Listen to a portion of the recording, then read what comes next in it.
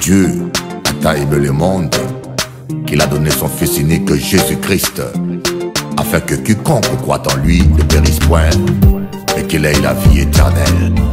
Tout est vanité des vanités sous le soleil. Donne ton cœur à Jésus, mon ami. Jésus t'aime, Jésus t'aime, Jésus t'aime, Jésus t'aime, Jésus t'aime plus que tu le penses. Jesus love you, Jesus love you more than you know. Jesus love you, Jesus love you more than you can think.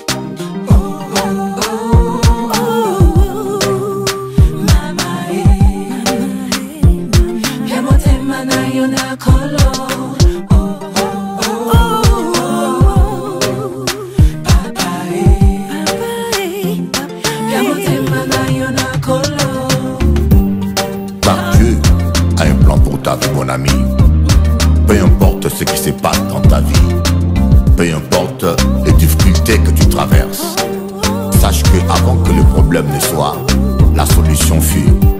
Dieu a un plan de paix et de bonheur pour toi. Jésus t'aime, Jésus t'aime plus que tu le sais. Jésus t'aime, Jésus t'aime plus que tu le penses. Jesus love you, Jesus love you more than you know. Jesus love you, Jesus love you more than you can think.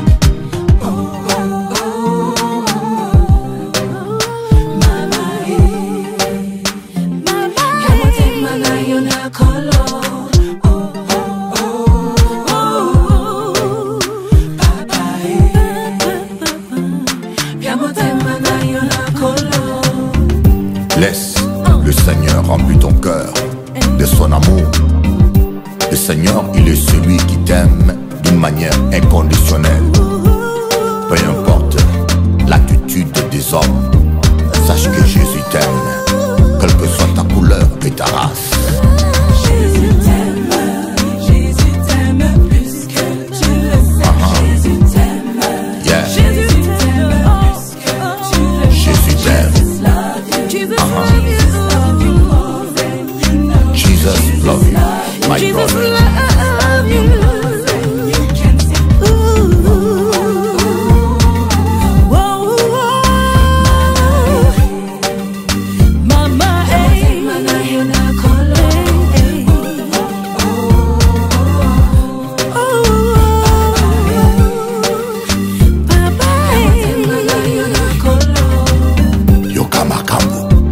Les jaloux sont déjà de loups enragés.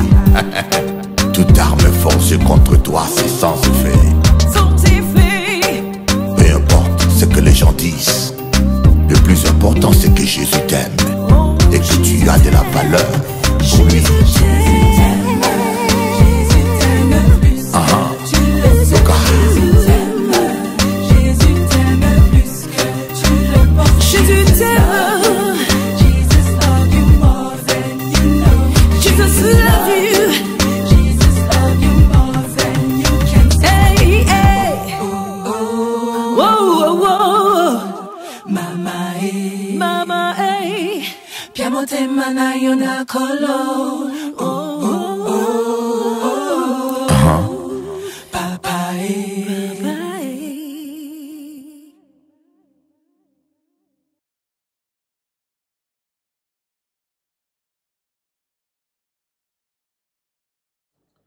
Bonjour, chers amis téléspectateurs.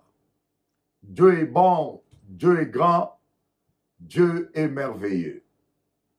On va prier avant de commencer notre émission.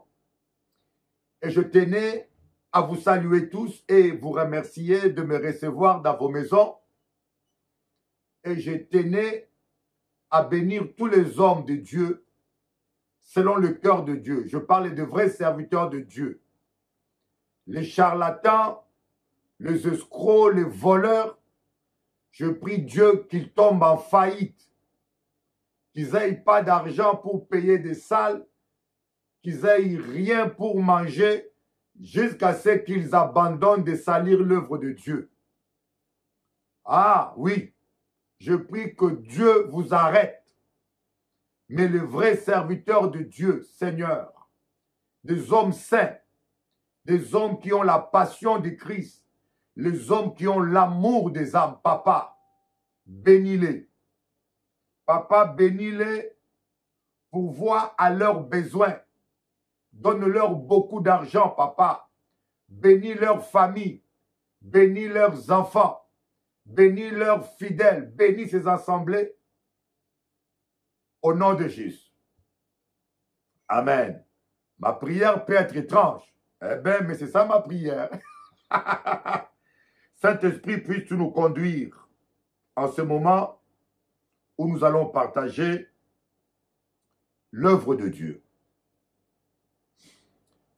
Ce matin, l'Esprit, d'après votre fuseau horaire, d'après que vous êtes à la Nouvelle-Calédonie ou bien à Paris ce le soir ou bien aux Antilles. Aujourd'hui, nous allons parler de la négligence dans l'œuvre de Dieu. On va lire le verset principal, Jérémie 48, verset 10. Maudit soit celui qui fait avec négligence l'œuvre de l'Éternel. C'est très puissant. Hein? Vous savez, il dit, maudit soit celui qui fait avec négligence l'œuvre de l'Éternel. Maudit soit celui qui s'éloigne de son épée du carnage. Autrement dit, plusieurs fois, il y a comme un blocage dans nos vies, surtout lorsqu'on est chrétien. Nous pensons que c'est le sorcier. Voyez, vous êtes un enfant de Dieu. Tu as un blocage. Tu sens une malédiction. Tu sens que quelque chose ne va pas. La première chose, on pense à la famille, à la jalousie des gens, à la sorcellerie. Mais je peux vous démontrer au travers de la Bible, le sorcier n'a pas le pouvoir sur un enfant de Dieu.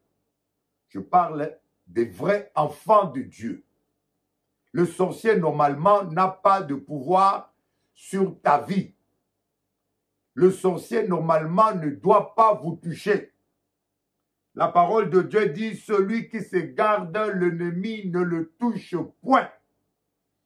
Donc, normalement, le sorcier n'a pas le pouvoir sur vous, ni sur votre famille. Mais c'est souvent notre négligence. C'est notre négligence qui ouvre la porte à la malédiction. Quand vous êtes un chrétien négligent, vous négligez l'œuvre de Dieu. Mais le Seigneur n'accepte pas ça. Je me rappelle d'un homme, d'un dignitaire, qui était invité dans une fête de mariage. Et quand il arrive, l'accueil était mal fait. On ne l'a même pas accueilli en son rang. On ne lui a pas donné la place qu'il méritait. Vous savez qu'est-ce qu'il a fait? Connaissant sa valeur, il a dit, je n'accepte pas qu'on me traite comme ça. Il s'est levé de la table, il est parti. Il est parti. On lui a supplié de revenir. Il a dit, non, je connais ma valeur. Et c'est un peu ça ce que fait Dieu. Dieu connaît sa valeur. Il est un grand roi. Alors, quand tu marches avec Dieu, tu dois le traiter avec respect. Voyez, tu ne dois pas faire l'œuvre de Dieu avec négligence. Tu ne dois pas servir Dieu comme si tu servais ton copain. Tu ne dois pas servir. Il est le roi des rois. Voyez, par exemple, quand on dit à quelqu'un, tu as rendez-vous avec le président. La personne se parfume, la personne s'habille, la personne se prépare parce qu'il sait qu'il va rencontrer un président. Mais toi, comment fais-tu quand tu vas à ton rendez-vous avec Dieu? On va n'importe comment. On s'habille spirituellement n'importe comment. Voyez, ça veut dire que quelque part, hein, notre comportement parfois équivaut à un mépris de Dieu. Parfois, nous méprisons Dieu. On va voir un autre verset.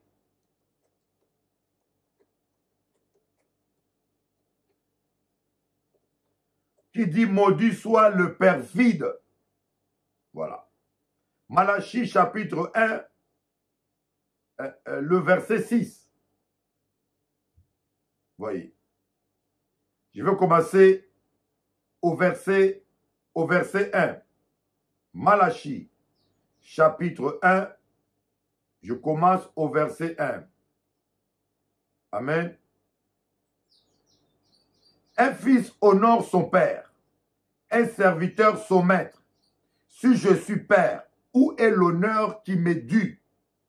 Si je suis maître, où est la crainte qui m'est due? Dit le Seigneur des armées à vous, prêtres ou pasteurs, prophètes, docteurs, qui méprisez mon nom. Vous méprisez l'Éternel. Vous dites, à quoi avons-nous méprisé ton nom? Vous apportez sur mon autel une nourriture souillée. Et vous dites, à quoi t'avons-nous souillé? C'est en disant, la table du Seigneur ou le ministère du Seigneur est chose méprisable. Quand vous amenez en sacrifice une bête aveugle, n'est-ce pas mal? Quand vous en amenez une boiteuse ou un malade, n'est-ce pas mal? Offre-la à ton gouverneur. Je te prie. T'agréera-t-il? Te fera-t-il bon accueil? Dit le Seigneur des armées. Et maintenant, je vous en prie, cherchez à apaiser Dieu pour qu'il nous fasse grâce. C'est de vous que cela vient. Vous fera-t-il bon accueil? Dit le Seigneur Yahweh des armées. Qui d'entre vous fermera donc les portes afin que vous n'allumiez pas pour rien le feu sur mon autel? Je ne prends aucun plaisir en vous, dit le Seigneur des armées. Alléluia. C'est puissant ça. Hein? Nous allons voir la suite. Parce que la suite, pour moi, c'est très important. Voilà. La suite dit, je ne prends aucun plaisir en vous, dit le Seigneur des armées. Je n'agrée pas l'offrande de votre main, car du soleil levant jusqu'au couchant, mon nom est grand parmi les nations. Ah, du soleil levant jusqu'au couchant, du Japon jusqu'au fin fond des États-Unis, à l'est de l'Amérique, mon nom est grand parmi les nations, dit le Seigneur Yahweh des armées. Mais vous me profanez en disant la table du Seigneur est souillée et la nourriture qu'elle porte est méprisable. Vous dites, quelle fatigue! Et vous faites fi de moi, dit le Seigneur des armées. Cependant, vous amenez ce qui est le produit des spoliations, ce qui est boité et infirme. Voilà l'offrande que vous amenez. Vais-je l'agréer? Alléluia.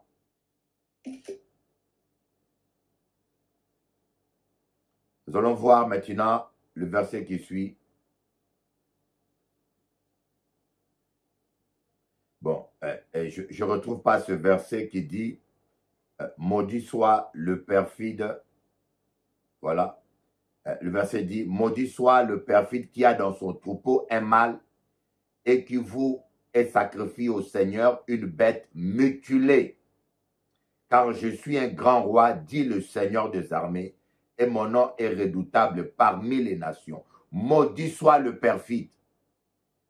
Bon, mettez-vous à la place de quelqu'un qui vient à l'église, qui donne à Dieu tout ce qui est méprisable. Qui donne à Dieu, quand j'ai dit donner, offrir à Dieu, je ne parle pas que de l'argent.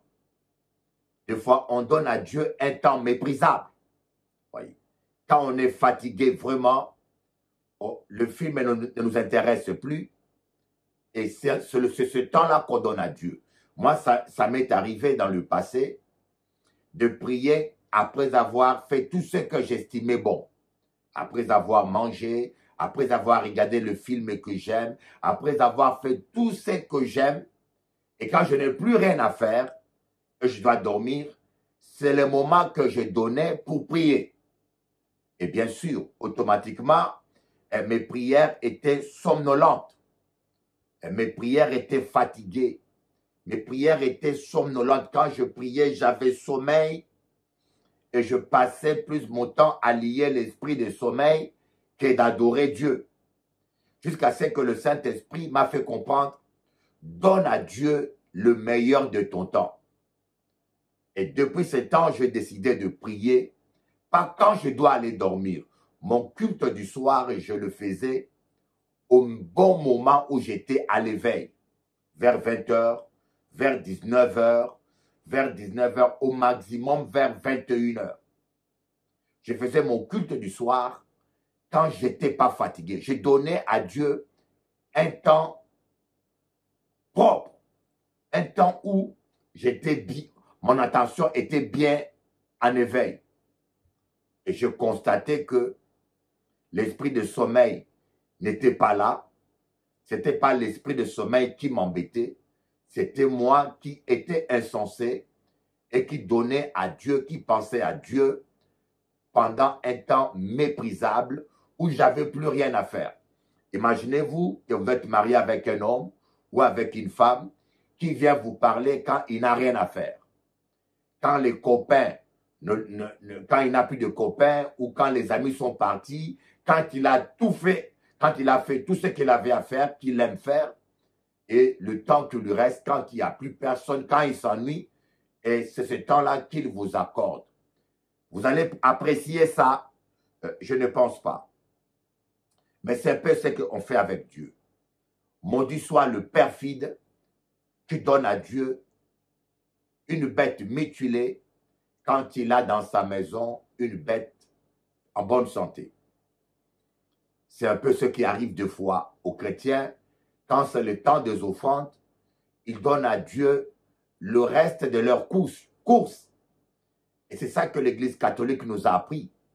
Voyez, le prêtre à l'Église ne parle jamais de l'argent parce que l'Église, il ne la loue pas. Hein. Les cathédrales ne sont pas louées. Ils sont entretenus par l'État. Le prêtre lui-même, il est payé par le Vatican. Il n'a pas d'enfant, donc il n'a pas de charge. C'est l'une des raisons pour laquelle l'Église catholique impose le célibat des prêtres. C'est souvent pour des raisons économiques, parce qu'un prêtre célibataire coûte 10 fois moins cher qu'un prêtre marié. Un prêtre marié a une femme qui doit s'habiller, qui doit manger. Un prêtre marié ne peut pas louer une chambre, il lui faut une maison avec cuisine, avec tout ça, avec plusieurs chambres. Un prêtre marié a des enfants à scolariser, des enfants à nourrir. Ça fait une très grande charge pour l'Église. Bon, voilà, maintenant, toi, un enfant de Dieu,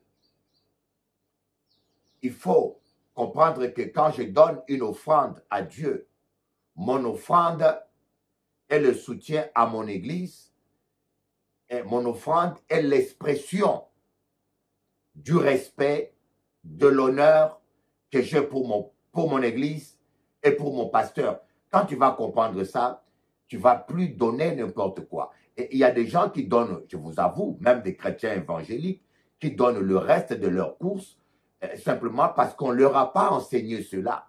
Ils n'ont pas compris l'essence des offrandes. Dieu n'a pas besoin de votre argent. Hein. Dieu n'est pas un mendiant. Simplement, au travers des offrandes, Dieu nous donne l'occasion d'exprimer notre amour, notre respect pour lui.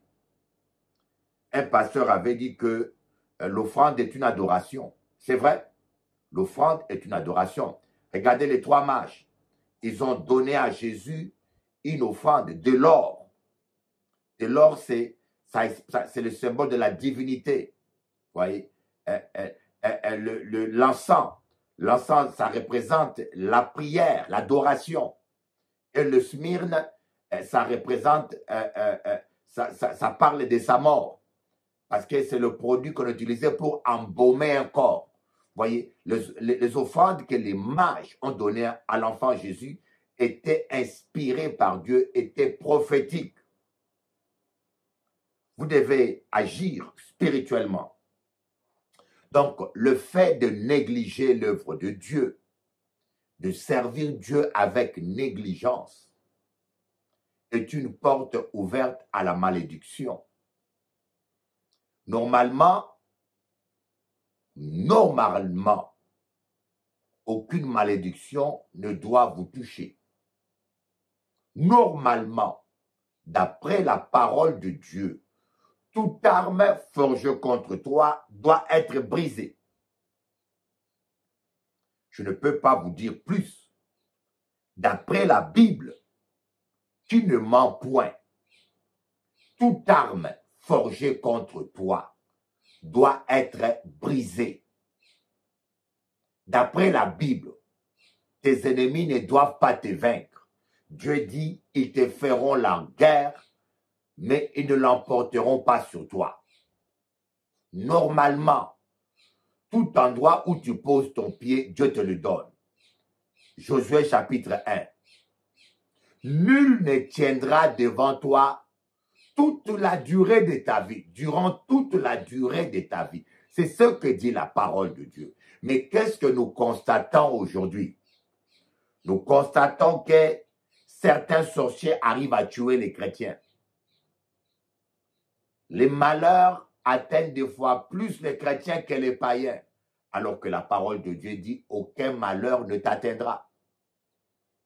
Il y a de chrétiens qu'on délivre de délivrance sans arrêt. Tout visiteur qui vient, il impose les mains, il brise la malédiction. Une semaine après, le même démon revient. Un mois après, le même démon revient. C'est-à-dire que des chrétiens qui ont des problèmes même que des païens n'ont pas.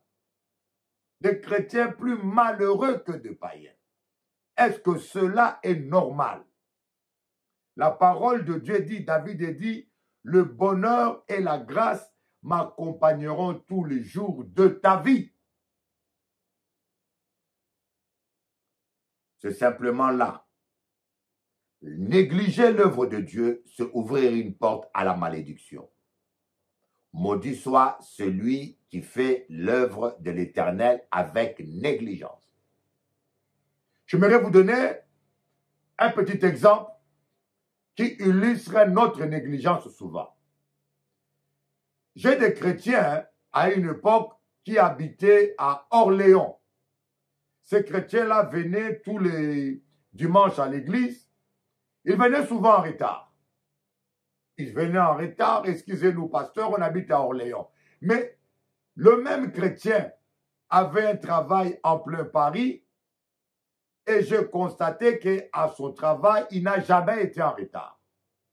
À son travail qui démarrait à 7 heures, il n'a jamais été en retard. Mais à l'église le dimanche, qui démarrait à 9 heures, il était en retard de 1 heure, de 30 minutes. Jusqu'à ce qu'un jour, il m'a dit, pasteur, je préfère rester dans une église à Orléans. Voyez, il arrive plusieurs fois que nous faisons des choix charnels, des choix conduits par la chair, parce que nous cherchons la facilité. Ah, pasteur, il faut me comprendre. Il y a une église près de chez moi, à 1 kilomètre. Au lieu de faire 100 kilomètres pour aller à Paris, excuse-moi, je préfère aller près de chez moi. Est-ce que c'est biblique? La Bible dit, ne quittez pas vos assemblées. Même si ton église est à 200 kilomètres, tu ne la quittes pas. Même si ton église est à 100 kilomètres, tu ne la quittes pas. Tant que cela est possible. Je dis bien ton église. Et quand je parle de l'église, quand la Bible dit ne quittez pas vos assemblées, il parlait des églises selon le cœur de Dieu. L'église où Dieu vous a mis. Il ne parle pas des sectes évangéliques. Il ne parle pas des églises où le pasteur est sorcier, où le pasteur est cannibale qui mange les brebis, où le pasteur est franc-maçon, où le pasteur est un petit voyou bandit, quelqu'un d'autoproclamé un menteur. Je parle bien de l'église selon le cœur de Dieu. Voyez, pour l'argent, on n'est jamais en retard parce qu'on honore l'argent. parce qu'on a besoin d'argent pour nourrir ses enfants. Mais pour Dieu, on a tous les alibis. Ça s'appelle la négligence. Ça s'appelle le mépris. Quand tu te comportes ainsi, tu veux simplement dire, tu honores plus l'argent que Dieu. Tu honores plus l'argent que Dieu. Pour l'argent, tu es à l'heure. Pour l'argent, tu es sérieux. Mais pour Dieu, il n'y a pas de sérieux. Malheureusement, beaucoup d'entre nous, des fois, on se retrouve dans ces cas de figure. Et après, nous récoltons la malédiction. Et on dit, ah, pasteur, ma vie est en ordre. Les choristes, ils viennent en retard. Parfois. Et le pire, j'ai constaté que il y a des injustices ou des méchancetés dans le milieu professionnel que les chrétiens parfois supportent, mais qui ne supporteraient pas dans l'église. Dans le milieu professionnel, son patron le gronde, injustement ou justement, il ne va pas démissionner. Il va rester au travail. C'est normal. Il a des enfants à nourrir. Il a besoin de son salaire. Des fois, dans le milieu professionnel, on supporte des choses les plus bizarres. L'harcèlement, les mensonges, toute forme de choses, simplement parce qu'on tient à son argent. Mais les mêmes problèmes 10 fois moindres, les mêmes tribulations 10 fois moindres dans l'église, on n'accepte pas. Ah, je quitte l'église. On ne me parlait pas comme ça. Je quitte l'église. Comment le pasteur m'a grondé, je quitte l'église, je change d'église. Mais au travail, ton patron t'a grondé 10 fois plus, tu n'as pas quitté le travail. Mais quand c'est l'église, le pasteur te gronde avec autorité pour te tirer les oreilles. Ah, j'ai quitté l'église. J'ai quitté l'église. Et je constatais que le chrétien quitte l'église alors que, pour des raisons 10 fois moins graves que dans le travail. C'est une manière d'honorer l'argent plus que Dieu. Donc, on ne se rend pas compte, bien-aimés, plusieurs fois, nous négligeons l'œuvre de Dieu. Même moi qui vous parle, je vais me repentir après vous avoir prêché, parce que parfois, on croit qu'on n'est pas concerné, on prêche, et des fois, on est soi-même concerné. Combien de ministres de Dieu ne pratiquent pas l'intercession? Moi, j'ai dit, un homme de Dieu ne doit pas commencer la journée sans avoir intercédé pour tous les brebis. Plusieurs fois, nous négligeons l'intercession. L'apôtre Paul dit aux Éphésiens, je prie pour vous, je fais mention de vous jour et nuit dans mes prières. Donc l'apôtre Paul priait longtemps dans la présence de Dieu parce qu'il faisait mention de tous les fidèles. Un vrai apôtre doit prier au minimum 3 à 5 heures par jour. Un vrai apôtre doit prier 3 à 5 heures par jour. 3, c'est la Trinité, le Père, le Fils et le Saint-Esprit. Jésus a dit, vous n'avez pas prié 1 heure. Là, il parle aux disciples qui est encore charnel.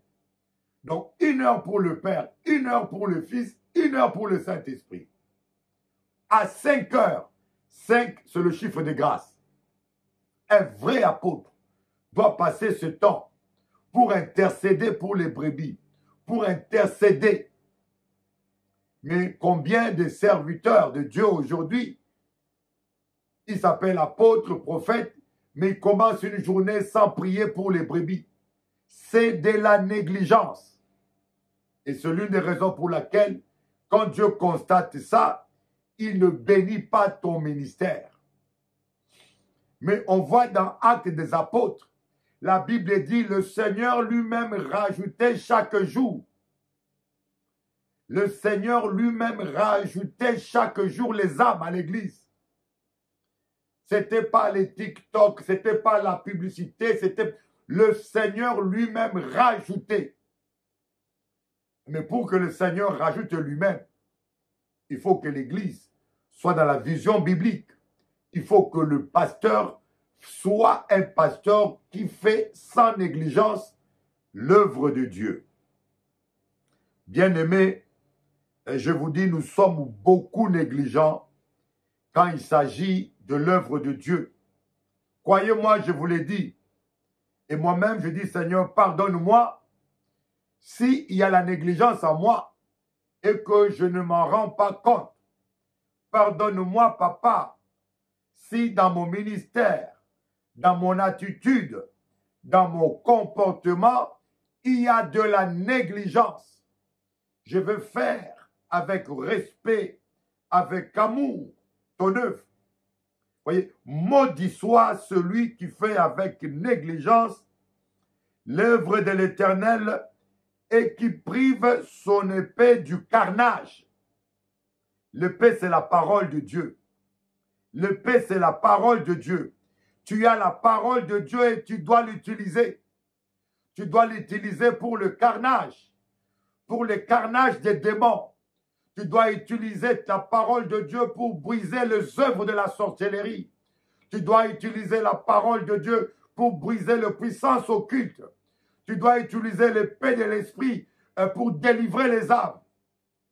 L'épée de l'esprit n'est pas faite pour être une décoration dans une maison. La parole de Dieu n'est pas faite pour être cachée. Voyez, tu dois l'utiliser. Jésus a dit, vous recevrez une puissance et vous serez mes témoins. Combien de chrétiens ne témoignent jamais? Combien d'enfants de Dieu ne témoignent jamais l'évangile? Ils ne témoignent jamais à ses amis. Et parfois, ses amis sont choqués qu'il soit chrétien. Ah bon, tu es chrétien? Ah bon? Ah bon, tu es chrétien? Et je connais une sœur qui travaillait avec une autre sœur en Christ. Et un jour, la sœur qui était païenne se convertit. Elle vient à l'église. Elle rencontre sa collègue du travail à l'église qui était chrétienne. Elle s'est fâchée. Elle a dit, mais tu étais chrétienne, mais pourquoi tu ne m'as jamais invité à l'église? Tu étais chrétienne, pourquoi tu ne m'as jamais témoigné l'évangile?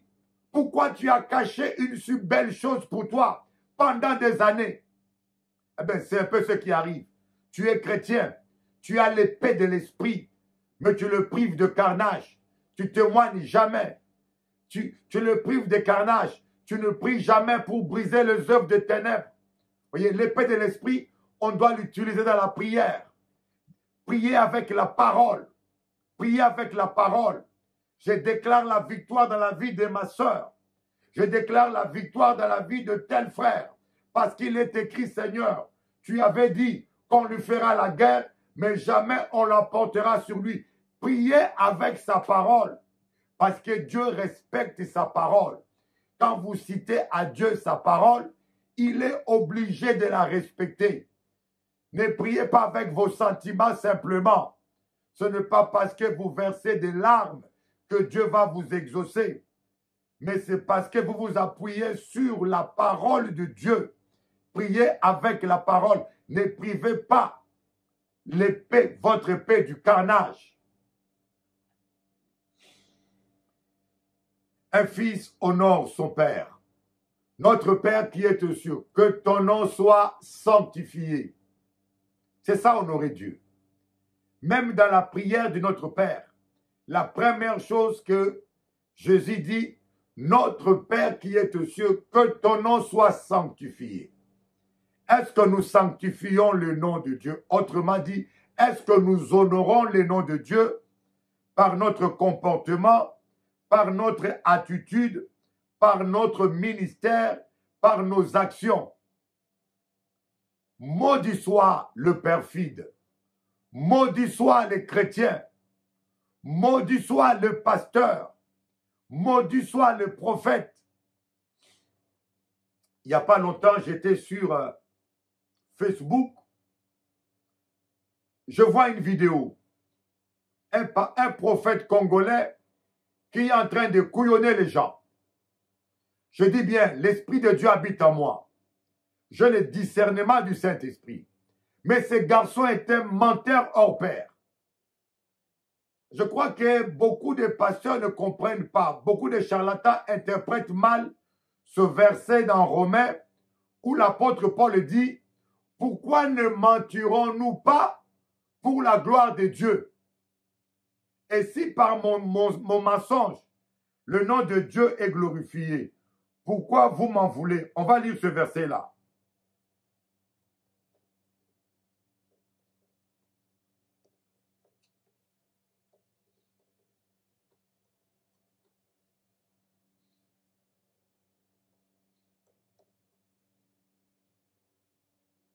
Voilà. Romains chapitre 3, verset 7. Voilà un verset que certains charlatans comprennent mal et utilisent cela pour mentir. Romains chapitre 3, verset 7. Et si par mon mensonge, la vérité de Dieu éclate davantage pour sa gloire, pourquoi suis-je moi-même encore jugé comme pécheur?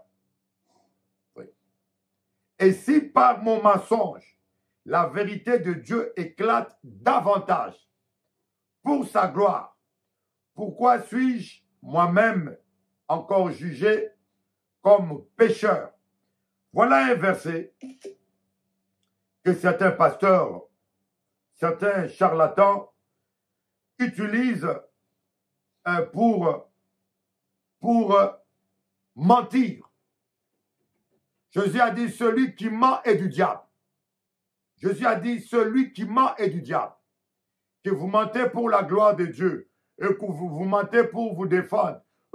Celui qui ment est du diable. Vous êtes votre père, c'est le diable, car il est le père du mensonge. Voyez? Alors maintenant, l'apôtre Paul dit, mais si par mon mensonge, la gloire de Dieu est éclatée, pourquoi suis-je traité comme pécheur? Vous voyez?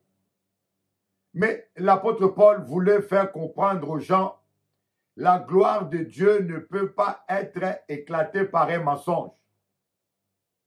La gloire de Dieu ne peut pas, si vous mentez avec de faux témoignages, tôt ou tard, cela sera connu et le nom de Dieu sera sali. Il est impossible que la gloire de Dieu éclate par le mensonge. Alors, l'apôtre Paul, dans son témoignage, la gloire de Dieu éclatait. Et voilà pourquoi il voulait faire comprendre aux gens qui le jugeaient. Mais pourquoi vous me jugez? Pourquoi vous me combattez si je gagne les âmes? Pourquoi vous me traitez comme menteur si par mon témoignage, la gloire de Dieu éclate? Et vous allez voir dans la vie de l'apôtre Paul, et jusqu'à sa mort, il n'a jamais sali l'œuvre de Dieu, n'est-ce pas? Parce qu'il n'était pas un menteur. Il n'a jamais fait de scandale. L'apôtre Paul dans la Bible, il n'est jamais tombé. Depuis qu'il a accepté Jésus, il a glorifié Dieu. Mais qu'est-ce qui se passe avec tous ces charlatans d'aujourd'hui? Ils mentent. Et dès que tu mens, par des faux témoignages, par des trucages, l'Esprit de Dieu se retire. Tôt ou tard, tu vas tomber dans le scandale. Tôt ou tard, le diable va t'utiliser pour salir le nom de Dieu. Alors, des fois, l'apôtre Paul faisait ce qu'on appelle en philosophie le raisonnement par absurde. Utilisait le contraire pour amener les gens à la compréhension. On appelle ça le raisonnement par absurde. Voyez? C'est comme l'apôtre Paul va dire, si vous ne croyez pas à la résurrection des morts, pourquoi faites-vous baptiser pour le mort? On va voir ça.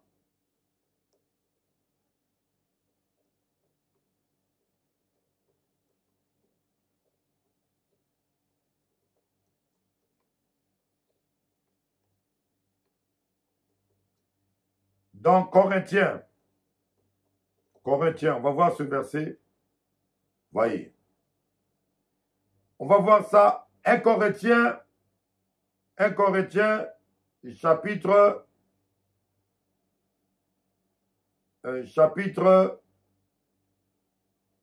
15, verset 29. Ouais, on va lire cela. Voilà. 1 Corinthiens. Ah bon, c'est pas ça. On va lire cela sans perdre notre temps. Si les morts ne ressuscitent pas absolument, si les morts ne ressuscitent absolument pas, pourquoi se font-ils baptiser pour eux?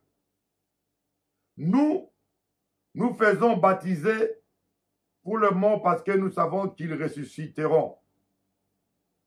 Parce que nous faisons baptiser, voilà.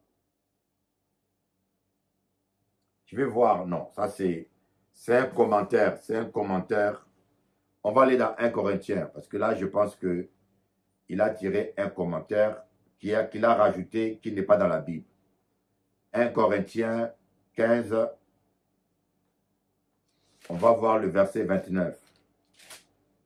Voilà.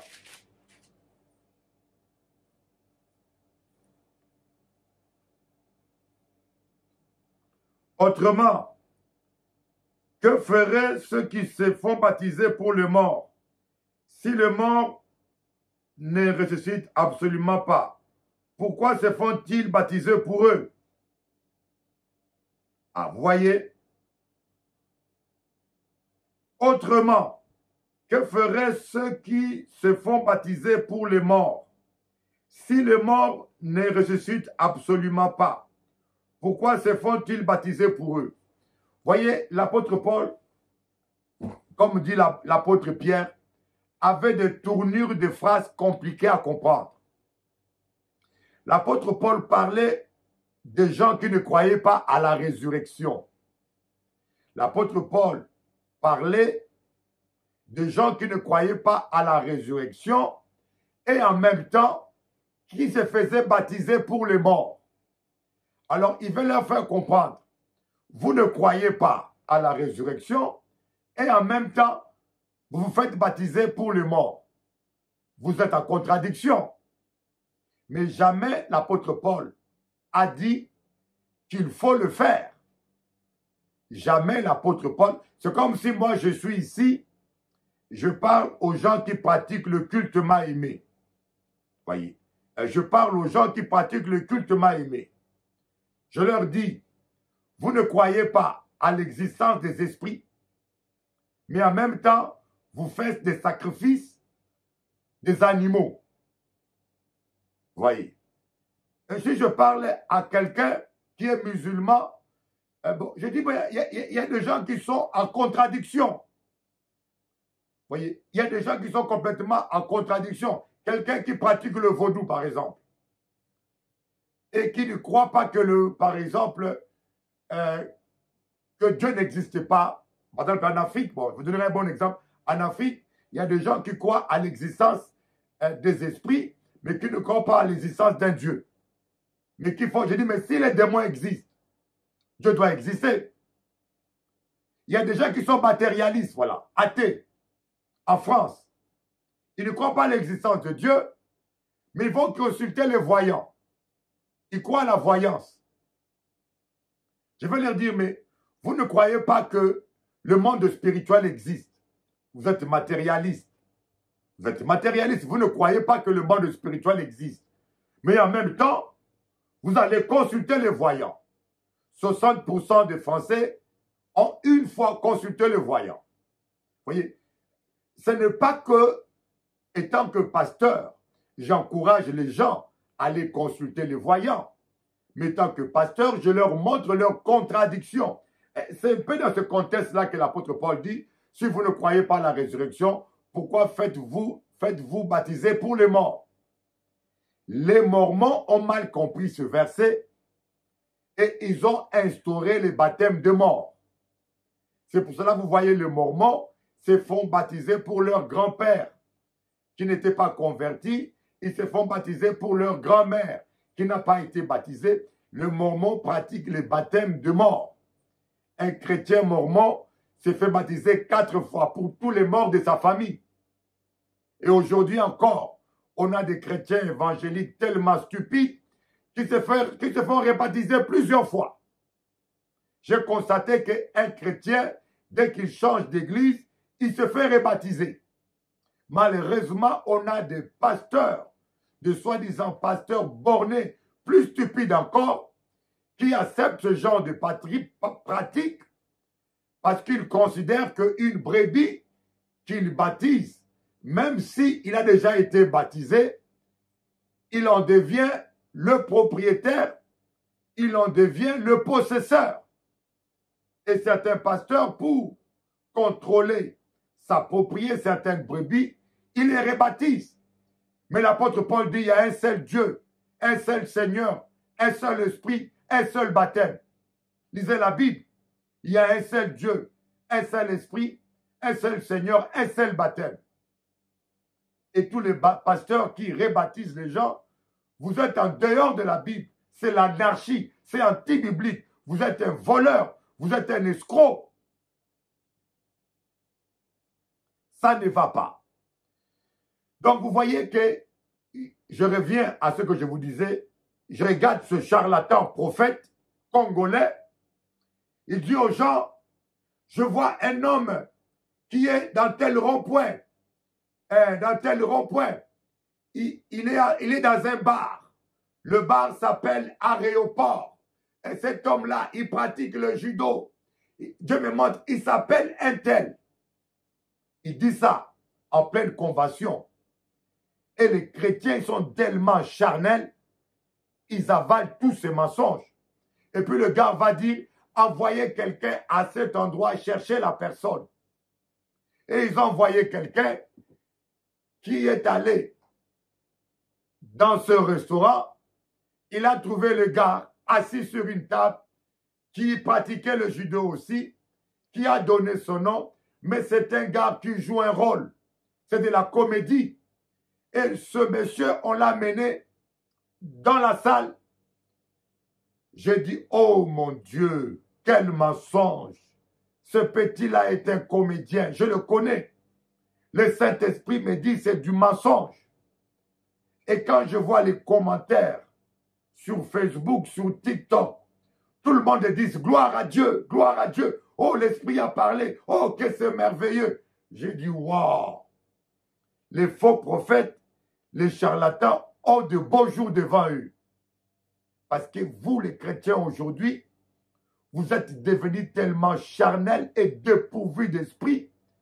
Vous ne savez pas discerner un mensonge d'une révélation. Vous ne savez pas discerner un démon du Saint-Esprit. Parce que vous êtes devenus charnels. Vous ne cherchez que l'argent. Vous avez des pasteurs francs-maçons. Vous ne savez même pas les démasquer. Et vous allez dans ces églises-là tellement que vous êtes aveugles. Vous avez aujourd'hui, vous prendrez un prêtre vaudou, vous le mettez pasteur. Les chrétiens ne verront rien. Ils vont aller là-bas. Ils vont se faire imposer les mains pourvu qu'ils tombent. L'église aujourd'hui n'a plus de discernement. L'église n'a plus le discernement. Il y a même des pasteurs qu'on a surpris en train de sortir avec des hommes. Une église de 3000 personnes à New York. Une église de 3000 personnes. Mais le pasteur, sa femme l'a surpris sur un homme. Et quel homme? Le chef de la chorale de l'église. La femme du pasteur dit, je sors. Et puis, il a eu un contretemps, il revient vite parce qu'elle a oublié quelque chose dans sa chambre. Elle ouvre la porte, elle voit son mari, Bishop, sur un homme qui est le chef de la chorale. Mais l'église est remplie avec 3000 chrétiens qui parlent en langue, qui chantent en langue, qui ont des révélations tordues, et sauf la vérité. Priez pour l'église. L'église est malade. Au Togo, c'est la révolution. On va prier pour le Togo. Seigneur, étends ta main. Étends ta main sur ce pays. Que la vie des gens soit épargnée. Malheureusement, dans nos pays d'Afrique, les Blacks, quand il a un pouvoir, il n'abandonne jamais. Il est prêt à raser tout le monde, mais il n'abandonne jamais. Voyez, l'autre président, Omar Bongo, traînait le pied comme un sac. Il ne voulait pas, ça s'appelait Bongo, je ne sais pas si c'est Ali Bongo, voilà. Il traînait le pied comme un sac. Il ne voulait pas quitter le pouvoir. Je ne sais pas pourquoi nous sommes comme ça, nous les Africains. On n'aime pas quitter le pouvoir. On n'aime pas céder la place à l'autre. C'est triste, c'est triste. Il n'y a que ici en métropole que tu vois Macron, après le deuxième mandat, il doit partir. En Amérique, on respecte le jeu de la démocratie. Mais en Afrique, on va jusqu'à changer la constitution quand ça nous arrange. On ne respecte même pas la constitution. Que Dieu ait pitié de nous. Que Dieu ait pitié de nous, des petites têtes. Et quand le pays ne se développe pas, voyez, quand le pays ne se développe pas, on devient des dictateurs. Nous-mêmes, on pille le pays. Oh, j'ai entendu, j'ai fait une vidéo, mais que je ne vais pas poster, où un parlementaire congolais dit le Congo est champion du monde en surfacturation. Le Congo est champion du monde en surfacturation. On a facturé la clôture d'un aéroport à 7 millions de dollars. La clôture d'un aéroport, aussi grand que soit-il, à 7 millions de dollars. Voilà. Et puis, et c'est comme ça au Congo. Une route qui coûte 1 million, le ministre lui-même dit à l'entreprise, oui, ça coûte 1 million, mais fais-moi une facture de 3 millions. Comme ça, tu me donnes 2 millions. Et je te donne le marché. C'est ça, la surfacturation. Des choses qui coûtent 5 millions, on demande à le président doit payer 40 millions. Quelque chose qui coûte en réalité 5 millions. Et l'entreprise est obligée de jouer le jeu. L'entreprise est obligée de jouer le jeu, sinon il perd le marché. Et l'entreprise joue le jeu et 35 millions, le monsieur met dans sa poche. Mon pays d'origine au Congo, quand un ministre détourne l'argent, c'est 100 millions, 50 millions, 300 millions. Malheureux. Malheureux. J'espère que quand je serai président, je mettrai fin à ça. 2028, je suis candidat à la présidence. Je mettrai fin à ça. Je serai radical. Alléluia, nous sommes arrivés à la fin de notre message pour dire, Seigneur, change nos cœurs. Apprends-nous à t'aimer. Apprends-nous à t'honorer. Apprends-nous à t'aimer. Apprends-nous à t'honorer. Pardonne-nous chaque fois que nous avons fait avec négligence ton œuvre. Pardonne-nous chaque fois que nous avons méprisé ton nom sans nous en rendre compte. Chaque fois que nous méprisons la prière. Chaque fois que nous méprisons la sainteté. Chaque fois qu'on vient devant ta présence avec des mains sales, avec un cœur méchant, c'est ta présence que nous méprisons. Pardonne-nous. À partir d'aujourd'hui, nous nous engageons à ne plus te mépriser, à te sanctifier, à sanctifier ton nom. Seigneur, donne le discernement à ton Église, que les fidèles ne soient plus des aveugles, que les fidèles ne soient plus des aveugles qui acceptent n'importe quoi. Dans le nom de Jésus, Amen. Que Dieu vous bénisse. N'oubliez jamais, rien ne reste caché. Dieu mettra à nu ce charlatan-là. Je vous l'ai dit. Dieu le mettra à nu. Je vous l'ai dit. Je vous l'ai dit en tant que prophète. Vous allez vous rappeler de moi. Dieu le mettra à nu. Vous serez choqués. Vous serez choqués. il y aura un gros scandale ce jour-là. Malheureusement, c'est des âmes qui meurent. C'est des chrétiens qui sont déçus. Vous courez derrière des loups. Derrière, vous aimez trop les spectacles. Vous aimez les mensonges. Voilà pourquoi Dieu vous a livré à vos passions. Dieu vous a livré à votre penchant parce que vous avez connu Dieu, mais vous ne voulez pas honorer Dieu étant que Dieu. Vous avez pris plaisir au mensonge. La colère de Dieu se révèle à tous ces gens qui ont connu Dieu mais qui n'ont pas rendu gloire. Dieu les a livrés à leur penchant. Que Dieu ait pitié de nous. Car Dieu a tant aimé le monde qu'il a donné son Fils unique Jésus-Christ, afin que quiconque croit en lui ne périsse point, mais qu'il ait la vie éternelle. Tout est vanité, des vanités sous le soleil. Donne ton cœur à Jésus, mon ami. Jésus t'aime, Jésus t'aime, Jésus t'aime, tu le sais. Jésus t'aime, Jésus t'aime plus que tu le penses. Jesus love you, Jesus love you more than you know. Jesus love you, Jesus love you more than you can think. Oh, oh, oh, oh, oh. Mama, Piamonte mana yona kolo.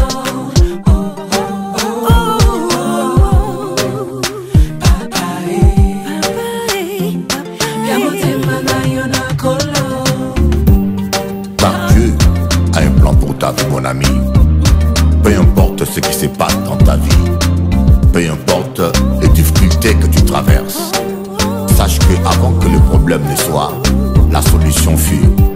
Dieu a un plan de paix et de bonheur pour toi. Jésus t'aime plus que tu le sais. Jésus t'aime plus que tu le penses. Jesus love you, Jesus love you more than you know. Jesus love you, Jesus love you more than you can think. Oh, oh, oh, oh.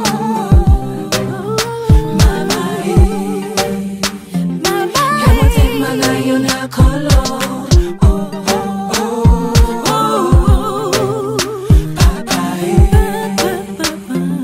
Piamonte mana yona kolo.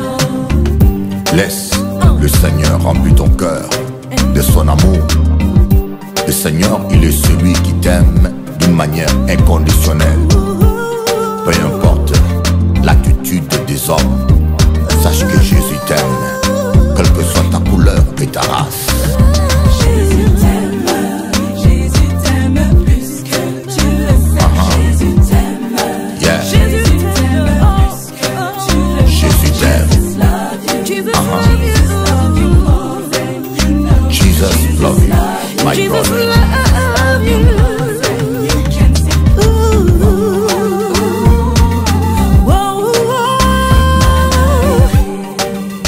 Mama,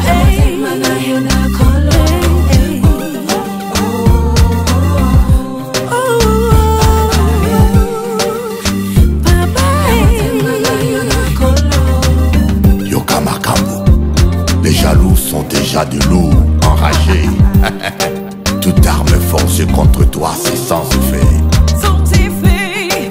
Peu importe ce que les gens disent, le plus important c'est que Jésus t'aime et que tu as de la valeur pour lui.